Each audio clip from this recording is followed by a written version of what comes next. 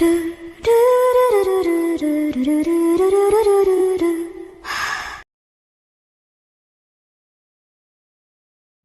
The strongest physical cultivator in the history के episode 10 में हमने देखा था लियांगफे की धुलाई के बाद किंग जॉन साइड के डिसाइपल्स ताइयू के लिए दूसरा डाइनिंग टेबल लगा देते हैं, जिसके बाद सुप्रीम एल्डर ईचेंग से उसका नाम पूछते हैं और जैसे ही ईचेंग सुप्रीम एल्डर को अपना नाम बताता है, सुप्रीम एल्डर गुस्सा हो जाते हैं क्योंकि ईचेंग किंग जॉन साइड के एंसिस्टर का नाम था। जिसके बाद सुप्रीम एल्डर एंसिस्टर ईचेंग का एक पोर्ट्रेट दिखाते हुए ईचेंग से बोलते हैं, तुम्हारे पास एंसिस्टर ईचेंग का तो 1% टेम्परामेंट और अपीयरेंस है ही नहीं, तो तुम खुद को ईचेंग कैसे बुला सकते हो। और फिर ईचेंग ताइयू को वहाँ से उठा के ले जाते हुए बोलता है, आज फुल मून की रात है और ये सबसे बेस्ट टाइम है जी के लिए फाउंडेशन को बिल्ड करने का। अब एपिसोड 11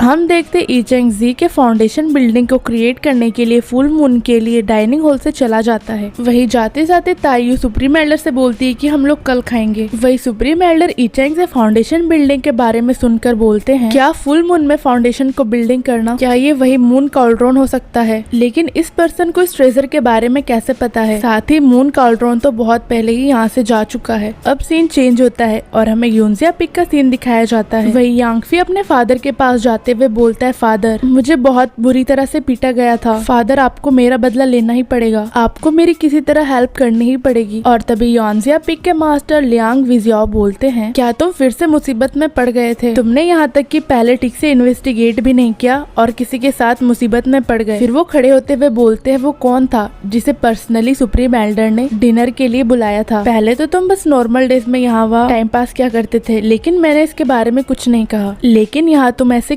क्रिटिकल टाइम्स में भी मूर्खों की तरह कर रहे हो। और तभी उसके फादर गुस्से में उसका गला पकड़ लेते हैं और बोलते हैं, तो क्या तुम्हें सच में लगता है मैं तुम्हारा फादर हूँ तो मैं तुम्हें मार नहीं सकता हूँ। और तभी उसके फादर उस पर लात घुसे बरसाने लगते हैं। फिर यांगफी माफी मांगते हुए बोलता है, फादर मुझे माफ कर दीजिए, मैं गलत था। वही उसके फादर यांगफी को जमीन में पटक देते हैं और बोलते हैं, अब तुम मेरे साथ आओगे और उन लोगों से माफी मांगोगे जिन्हें सुप्रीम एल्डर कैंग ने इनवाइट किया था। मैं भी देखना चाहता हूँ कि सुप्रीम एल्डर ने किस तरह के लोगों को बुलाया है। और फिर वो यूनजिया पिक से जाने लगते हैं और वो बोलते हैं, मैं भी देखना चाहता हूँ क्या ये मेरे प्लान को फेल कर सकते हैं। फिर हमें किंग जॉन साइड का पिक दिखाया जाता है। वही हम देखते हैं ईचेंग जी ताइयू और ईलिंगयान के साथ मून पवेलियन की तरफ जा रहा होता है और जी ईचेंग से बोलती है कि बिग ब्रदर क्या हम लोग अभी तक वहाँ नहीं पहुँचे। और ईचेंग बोलता है, हाँ हम लोग वहाँ जल्दी पहुँच जाएंगे। तभी ईलिंगयान ईचेंग से पूछती है कि क्या हम लोग मून पवेलियन की तरफ जा रहे हैं। और ईचेंग बोलता है, हाँ क्या इसमें कुछ गलत है। वही ईलिंगयान बोलती है कि मास्टर हम लोग मून पवेलियन में पहुंच गए हैं। और ईचेंग बोलता है, क्या यहाँ पर क्या हुआ था। तभी ईलिंगयान बोलती है, कम से कम 700 साल पहले यहाँ पर स्ट्रॉन्गेस्ट बीस्ट टाइड ब्रोक हो गया था कैंगजाओ में, और उस समय तो हमारा किंग जॉन साइड कैंगजाओ में एक स्ट्रॉन्गेस्ट सेट कंसिडर किया जाता था। फिर हमें पास्ट का सीन दिखाया जाता है जहाँ किंग जॉन साइड के डिसाइपल्स डीमन से लड़ रहे होते हैं। वहीं ईलिंगयान बोलती है, उस समय हम लोग ने टाइड को रिपेल करने के लिए हमारा सबसे फर्स्ट लीड लिया था और ये बैटल उस समय 3 सालों तक चला था, हजारों डेथ्स और इंजरीज के साथ।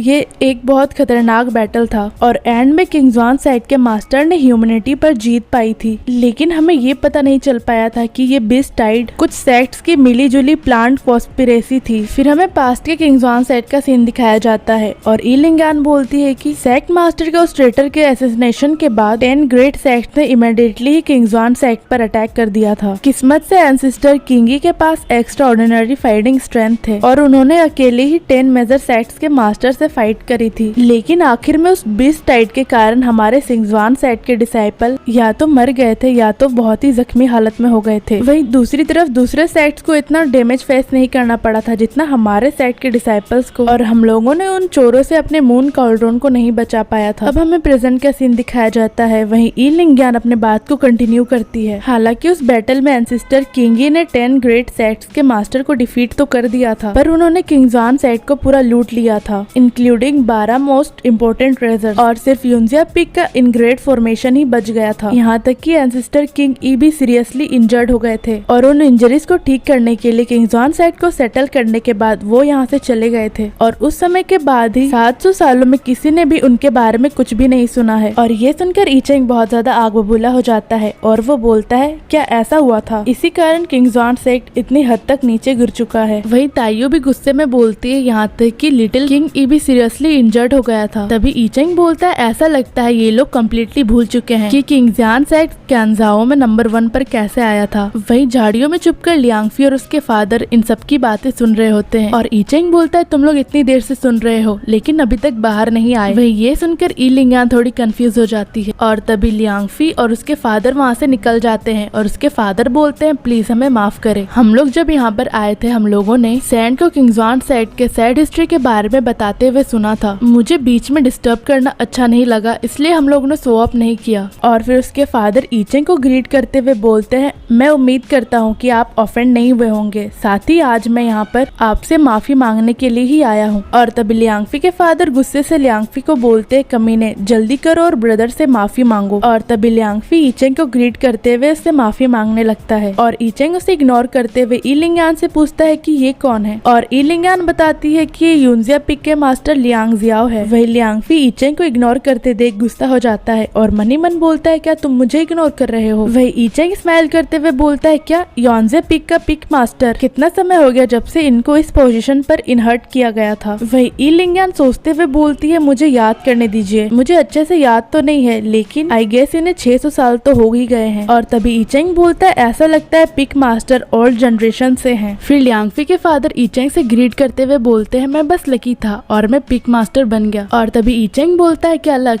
लेकिन मुझे जितना याद है यूनजिया पिक का पिक मास्टर बनने के लिए एक कंडीशन होना चाहिए और उस इंसान को सील्ड फॉर्मेशन डायग्राम से एक फॉर्मेशन टेक्निक को कंप्रहेंड करना तो बहुत जरूरी होता है। और अब तो 600 साल बीत चुके हैं तो तुम तो उस डायग्राम से 12 फॉर्मेशन को कंप्रहेंड कर ही लिए होगे। और तभी पिक मास्टर हंसते हुए बोलते लिटिल ब्रदर तुम मुझे ओवर एस्टिमेट कर रहे हो, मेरा टैलेंट बहुत ज्यादा लो है तो अभी तक मैं बस 3 फॉर्मेशन को ही कंप्रहेंड करने में मैनेज कर पाया हूँ। हालांकि तुम मुझे किंगजियान सेट के अंदर से तो नहीं लगते हो लेकिन तुम यहाँ के अंदर के बहुत सारे चीजों से फेमिलियर हो, साथ ही वो 12 फॉर्मेशन तुम्हें उसके बारे में कैसे पता है। और तभी ईचेंग हंसते हुए बोलता है आपको वो 12 फॉर्मेशन सारे मास्टर करने चाहिए। ये सुनकर पिक मास्टर वहाँ से जाने लगते हैं और बोलते हैं कि तुम्हारा टैलेंट बहुत ज्यादा अच्छा है। लियांगफी अपने करतूतों के लिए अशेम्ड फील कर रहा है और जरूर आपको कुछ इम्पोर्टेंट काम भी होगा इसलिए मैं आपको डिस्टर्ब नहीं करना चाहता हूँ और अगर आपके पास टाइम हुआ तो आप मेरे यूनजिया पिक में आ सकते हैं एक छोटे से गेट टुगेदर के लिए। वही लियांगफी भी बोलता है हाँ आपको जरूर आना चाहिए और फिर वो दोनों वहाँ से चले जाते हैं। और तभी ताइयो ने जाता देख ईचेंग से बोलती है ये तो मैं टेस्ट कर रहा था, ये आदमी कोई सिंपल इंसान नहीं लगता है। और तभी ईचेंग बोलता है हाँ मुझे पता है, तुम बस 2 दिन रुक जाओ, मैं यूनजिया पिक पर जरूर जाऊंगा मैं खुद से देखने के लिए, लेकिन अभी के लिए हमारा इम्पोर्टेंट काम वो नहीं है पर पहले हमें जी के फर्स्ट फाउंडेशन बिल्डिंग को बनाने पर फोकस करना चाहिए। फिलहाल तो मून कॉल्ड्रॉन पूरा बर्बाद हो चुका है लेकिन मैं इसे एक ट्राई करना चाहता हूँ और देखना चाहता हूँ कि मेरा थ्योरी इस पर वर्क करेगा या नहीं, लेकिन मुझे तो लगता है ये जरूर वर्क करेगा और इसे वर्क करना ही चाहिए। और अगर मैं इस पे सक्सीड कर गया तो ये एक मून ट्राइपॉड फाउंडेशन बिल्डिंग से ज्यादा बेकार तो नहीं बनेगा और शायद ये उससे ज्यादा स्ट्रॉन्ग भी हो सकता है और इसके बाद किंगजियान सेट का मून कॉल्ड्रॉन भी वापस से रिस्टोर होने से कोई भी नहीं रोक सकता है।